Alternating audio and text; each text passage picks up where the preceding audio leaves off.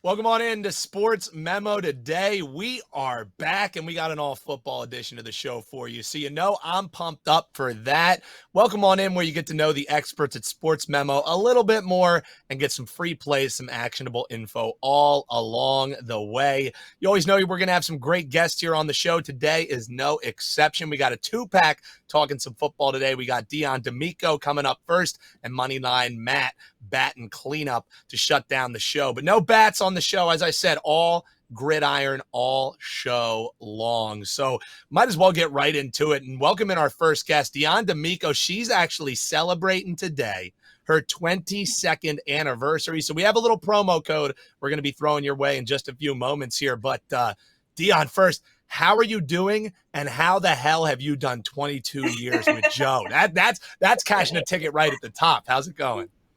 Today is going fantastic.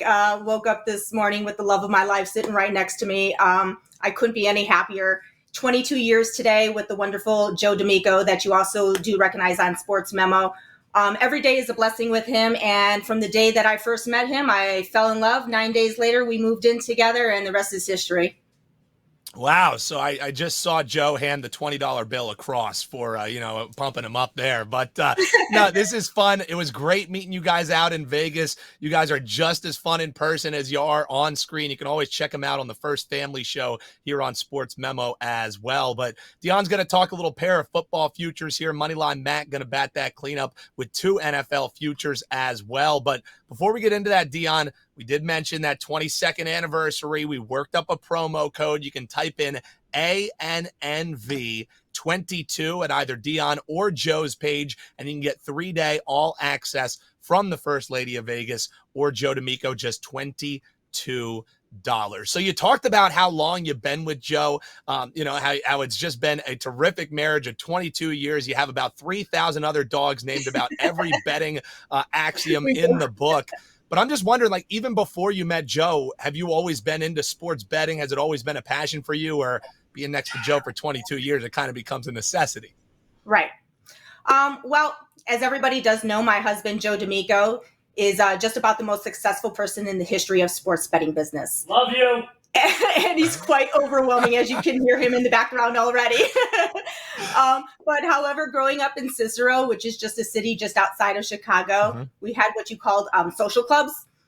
And as a kid, I swept up, ran coffee, and eventually answered the phones. But let me tell you, I did check. The statutes of limitations is long gone on those offenses. But to be honest with you, after a while, I had the knack for picking winners as a teenage girl, and I got a reputation for doing just that. So when I moved to Vegas in 1990, it was a very different city back then. A lot different than what people know of it as today. And right away, I earned a reputation as one of the sharpest sports bettors on the Strip, particularly for a woman. Because to be honest with you, there weren't too many women in sports books, let alone betting sports. So I made a name for myself on the Las Vegas Strip. After about 10 years of success, I did meet my husband, Joe D'Amico, as everybody does know. Together, we did create All-American Sports Information, our company. We also did CBS radio shows for years together. We put out national columns for the Gaming Today and for Gannett News, and even for our local newspaper, the Review Journal. We did do a popular newsletter that went out into all of the casinos, and that was a fantastic newsletter that we published together. About 2 years ago, I decided it was time for me to go pro. Since then, I finished number 2 in college football, top five in NFL, top 5 in MLB. And this season right now, I'm doing fantastic in everything. I even started WNBA this season. Currently right now, I am number 1 in NFL preseason, which I am very proud about. And I'm trying to keep that number 1 spot. And hopefully the hubby does not catch up to me too soon. But I am very excited about this upcoming football season. And this year I'm going to settle for nothing less than number 2. Wow. So from sweeping up floors in the Midwest to sweeping full cards for clients, quite the travels there, Dionne. I absolutely love that. Let's get into some free plays, a little actionable info for the folks, and then we'll remind people about that promo code. Also let them know what you have coming up tonight and in the near future here on Sports Memo. I'm glad you're starting with this one because we're going to talk a little birds. My first love, the Philadelphia Eagles. I'm right outside of Philly, and there's been a lot of chatter about this Eagles team being one of the most improved teams in the NFL. Jalen Hurts taking steps forward. Last year, for what it's worth, they made it into the playoffs, but it was as a wild card, and we don't have to talk about what happened against the Buccaneers after they made it into the playoffs. But what do you think? This hype for the birds justified? You think they're going to be around that playoff conversation again? What's your thoughts, Dionne? Yeah. Well, every season, the NFC East is always one of the toughest divisions in football. And currently, Dallas Cowboys, they're favored to win this division. But let me start with the Cowboys. I think this team is very overrated right now.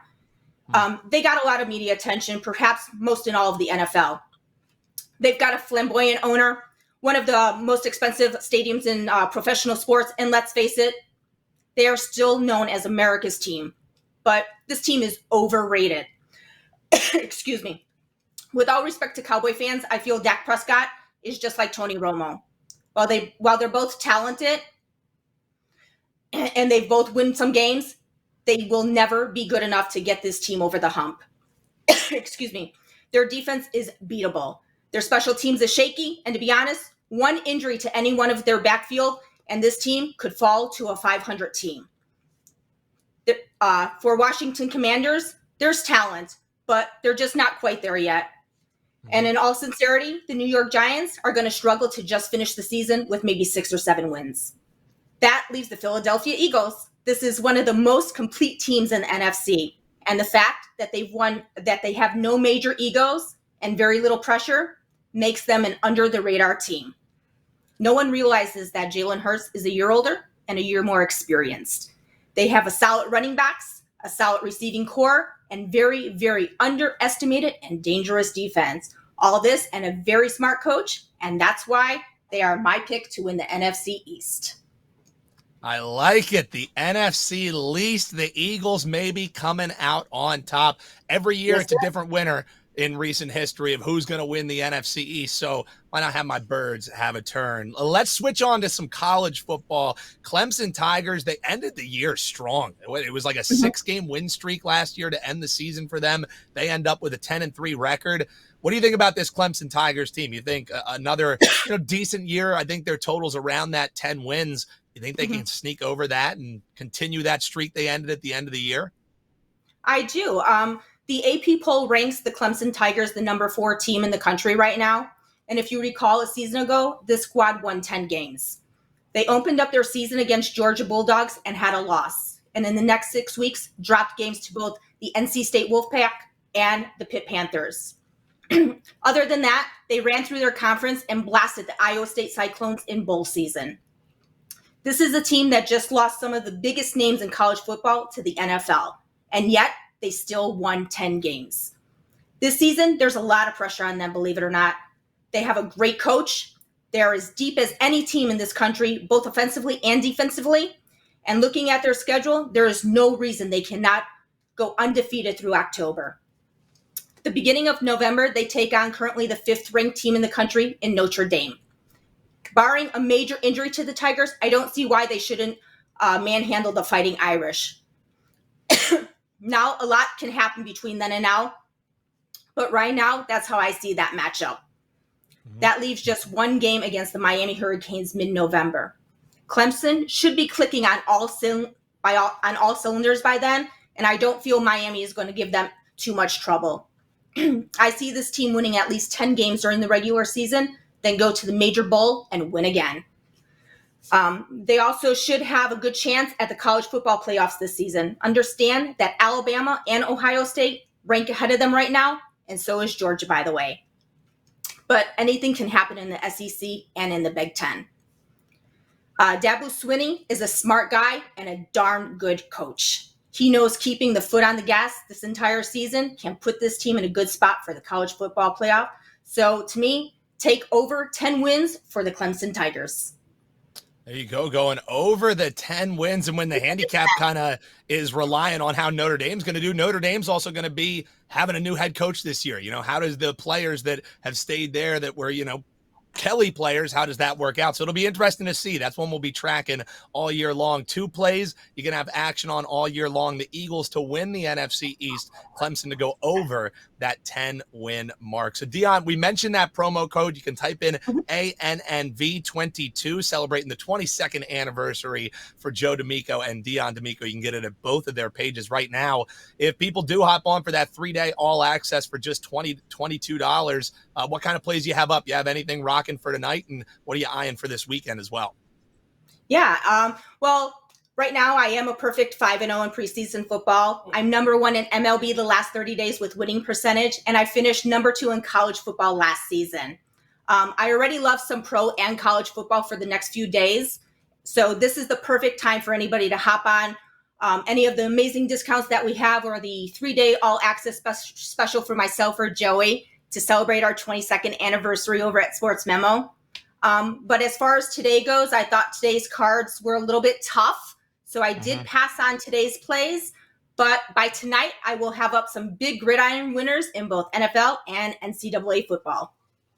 Hey, when you don't love anything, some of the best plays you can make is not making any play at all. So, Dionne, I know you were nervous before we came on. You were like, man, I'm used to having Joe next to me. We're going to have you back on Sports Memo today. You knocked it out of the park. Enjoy your anniversary, and we'll talk to you soon. All right. Thank you. Have a great day. And it was very nice meeting you. Appreciate it, Dionne. And again, that ANNV22, you can use it at Joe or Dionne's page right over at sportsmemo.com. Type in that promo, 3-day all access, just $22. Let's get to guest number 2, our last guest of the show here today. But we're still talking football, baby. We got Moneyline Matt joining the show. Matt, how are you doing, my man? Great to finally be doing a show on air with you. What's going on, brother? Hey, yeah, it's a great day, Dan. Thank you for having me. Ready to talk some football, as always. Like we talked before, I cover NFL, NBA, and UFC. So this time of year, you are going to get a lot of football from me. And right now, a lot of football futures, honestly. Yeah, and that's the thing, is you kind of try and prognosticate how these teams are going to be. Then you already have some nice handicaps heading into the year, and you adjust as the year goes on. So before we get into these plays you want to talk, we're going to be talking a little Bengals. We're going to be talking a little Bills, 2 teams that are always in the chatter come NFL season, at least in recent history for the Bengals, because it was usually just, hey, they lost in the playoffs again. How is their head coach still here in the first round after being one of the best regular season teams? But Matt, I think just kind of baseline is you're relatively new here to Sports Memo, but you're not relatively new to sports betting. So what kind of led you to the Sports Memo roster, and what's some of the other projects that you work on? Because I know you, like me, spend most of your day sitting in front of your computer, either on shows, either working up handicaps. So what led you to Sports Memo, brother? Yeah, no, that's 100%. I mean, in my free time, I'm always just researching. I love to just write articles, write preseason betting guides, stuff like that. I got one up on Sports Memo right now. But really what led me to Sports Memo was I've been doing this since I was 15 years old. You know, I used to work at IKEA in the warehouse. One of my coworkers gave me one of those sports gambling hotlines and basically a Gambling for Dummies book, and I was hooked from there on out. Played football growing up, and then I actually turned pro in DFS originally. So that's daily fantasy slates. So I was doing NFL daily fantasy slates on DraftKings as well as NBA. And then once sports gambling opened up in the state of Michigan, I kind of looked at that as an opportunity. You know, I was obviously sports gambling on top of the DFS stuff. And once that occurred, I opened up the biggest sports gambling community in Michigan called Detroit Sports Bettors. And the entire community was built off my picks and plays. I went 63% in the NFL last year doing spread picks every single week. I had a week where I went 11-0. That kind of put me on the map. And again, the entire community was following my picks, plays, podcast, YouTube series. And I was able to kind of build off that. I eventually started doing the FanDuel Sportsbook show here on Channel 7. Again, giving picks and plays out to the local Detroit community. And again, as you know, some of the Sports Memo members are right here in the Detroit community. So was able to kind of get connected with them and lucky enough to get on the roster and get to talk sports with you guys and everyone who's tuning in. I love it, man. Motor City strong. And for what it's worth, yes, sir, this season of Hard Knocks has been the best one in a long time, dude. Like, I usually fall out awesome. after like the first or second episode. I mean, this has been absolutely electric. I tune in each and every week. So hopefully you guys in Detroit have some more to cheer about than you have in recent years here, Brian. Hey, so I agree. I'm not going to lie, though. The feel around Metro Detroit now with this Lions team, it's different. So I'm hoping it carries over. Like, I'm telling you, when you talk to anyone, I mean, Detroit just gets like that. We get behind our teams pretty good. But there's just a feel around the city right now. We're getting behind this Lions team and Dan Campbell. You love to see it, man. Well, let's get into a team in the Bengals that finally have something to cheer about as well. Now they went from kind of being bottom feeders. They get Joe Burrow. They shore up the roster. And now they have a lot of love in the marketplace. We're looking at over 9.5 wins as their season total potential. What do you think about this team? Any chance for that Super Bowl hangover? Because there's a lot of divide on how sharps and public are kind of seeing this Bengals side. How's Moneyline Matt seeing it? Yeah, for sure. So I'm really liking this Bengals team. Before I get into this current year, one thing that I want to briefly talk about is last year, I believe this Cincinnati Bengals team created a correction in divisional rankings, essentially, or projections. Because last year, this Cincinnati Bengals team to win the AFC North was plus 2,500. And that was one of my picks last year. And another thing that kind of put me on the map. But to put that in perspective, this year, the Houston Texans are plus 2,500. And they are them and the Atlanta Falcons, maybe Chicago Bears in there, but easily one of the worst rosters throughout the NFL. So I believe the Cincinnati Bengals actually drove that down because I know a lot of people did get behind that plus 2,500. And branching off of that, this Cincinnati Bengals team is improved from last year. Okay, the key part in this Cincinnati Bengals team was this offensive line because they gave up so many sacks. They gave up 51 sacks in the regular season, 19 in the postseason. Okay, that's 70 and third most all time. Because of this, the Cincinnati Bengals made some huge adjustments in this offseason, picking up Ted Karras, Alex Kappa, and most importantly, tackle La'el Collins for Joe Burrow and Joe Mixon. Okay, Joe Mixon is a bell cow for the Cincinnati Bengals. He had 292 carries last year. And in all honesty, I expect him to get even more this year. Now, going forward with Joe Burrow, obviously it's essential when you're getting hurried that often for a franchise quarterback to get that protection. It's even more important when you have Jamar Chase, T. Higgins, Tyler Boyd, and once again, Joe Mixon in that backfield. So if in fact this offensive line is secured that much more going forward, yes, I understand they have one of the most difficult schedules throughout the NFL, but this is potentially the most potent offense throughout the NFL. And again, I do get the Baltimore Ravens argument too, but I do expect this team to be very one-dimensional unless there's some huge breakouts from those receivers. And I don't really see that happening. I think they're going to be a very heavy rushing attack. I think they're going to rely heavy on their defense. But again, I think this lines up well for the Cincinnati Bengals. Deshaun Watson was just suspended for 11 games. And once again, to put this in perspective, early preseason, the Cincinnati Bengals were plus 200 to win the division. This has already been drove down to plus 170. So people are getting behind it. And then in addition to that, when you go and look at this defense, yes, they don't have the star power of many other defenses throughout the league, but this team is tough. They are gritty, and they play incredibly hard, especially in that playoff run. You know, that was one of the best performances by any team throughout the playoffs, and I expect them to keep going just like that. Trey Hendrickson is a great pass rusher, just a great hard-nosed player, and again, I expect them to build off that. And lastly, my last point with the Cincinnati Bengals is actually the Joe Mixon rushing title. Okay, with the additions of these new linemen, I think this could only help Joe Mixon going forward. Like I said, last year he had 292 carries, he had 1,205 yards rushing, and a 4.1 yard per carry average. That was the second best of his career. Now he has the best offensive line of his career going forward. I think they are going to rely on the rushing attack a little more in the play action game. So I think that goes to Joe Mixon even more. And I understand the Jonathan Taylor argument and everything like that, but only twice in the past 20 years has a running back ever repeated. And in the past 20 years, only once has a running back won the rushing title with getting less than 300 carries. 300 carries is a key number that you need to look at when trying to get that rushing title. And I think Joe Mixon will break that threshold in the 2022 season.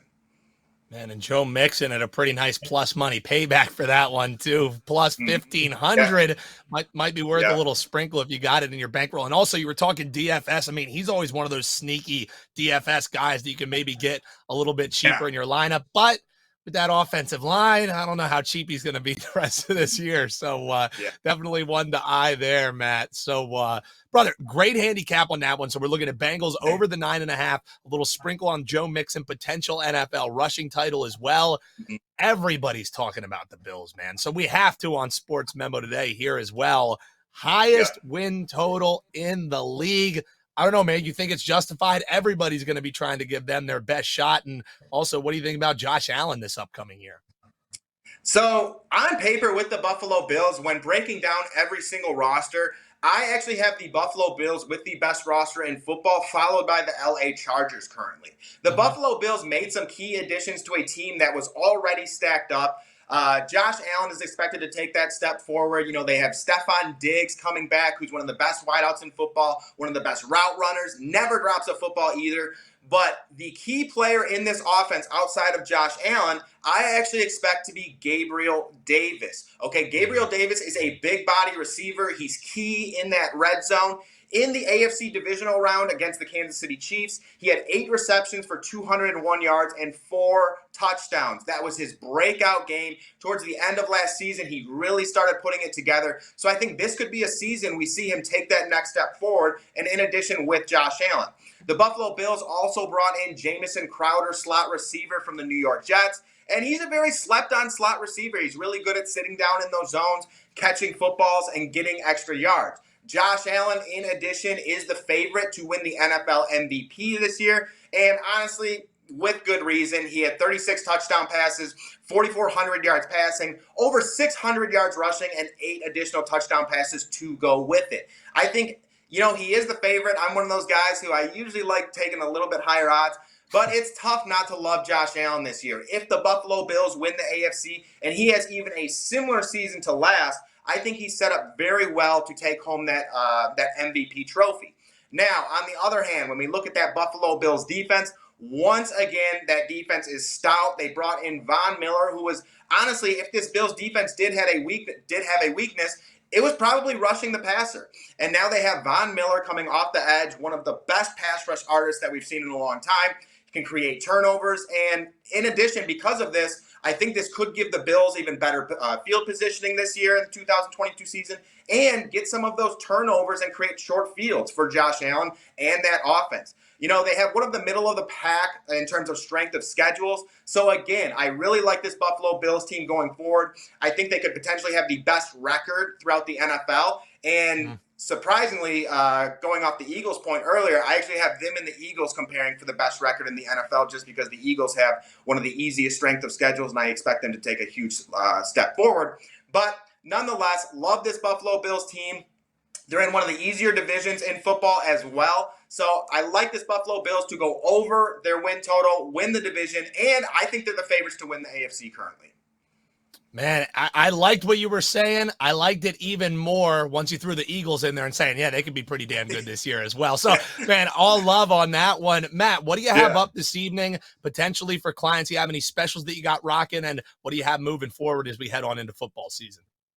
Yeah, for sure. So if there's one special that I have up, it is my free season betting guide. I break down every single team. I give you the odds for the division, the conference, the Super Bowl, their win total, their strength of schedule. It's a little bit of everything right in front of you so you don't have to go searching for it. I also have my favorite future. Okay, my favorite future win total. That one is alone by itself because that one, I just love that one. You know, can't go wrong. And then in addition to that, I put up a 4-pack of futures, of some of my favorites going forward. So if you want to check that out. And in addition to that, one thing that I always like to do is I like to give other odds. If I think that there's a team that has a good shot of MVP, good shot of rushing title, receiving title, anything like that, I include that as well. And I give a breakdown for every single part. I love it. Head on over to Moneyline Matt's page on Sports Memo right now, sm.buzz/mm. Brother, we're going to have you back a lot throughout this football season, so appreciate you coming on, and we'll talk to you soon, man. Yes, sir. Thank you for having me. Absolutely. So if you enjoyed the show, hop on below, drop in the comments. It was an all over edition here of Sports Memo today. So if you think life too short to bet the under, this show was definitely for you. Huge thanks to our experts, Dionne D'Amico and Moneyline Matt. You can get their best bets available at their page right now. Make sure you use that promo code to get $22 for 3-day all access for Dionne. Head on over to her page at sportsmemo.com. That does it for us. Big thanks to the experts joining me, Dionne and Matt. I'm Dan Alexander, and we'll talk to you Tuesday here on Sports Memo Today.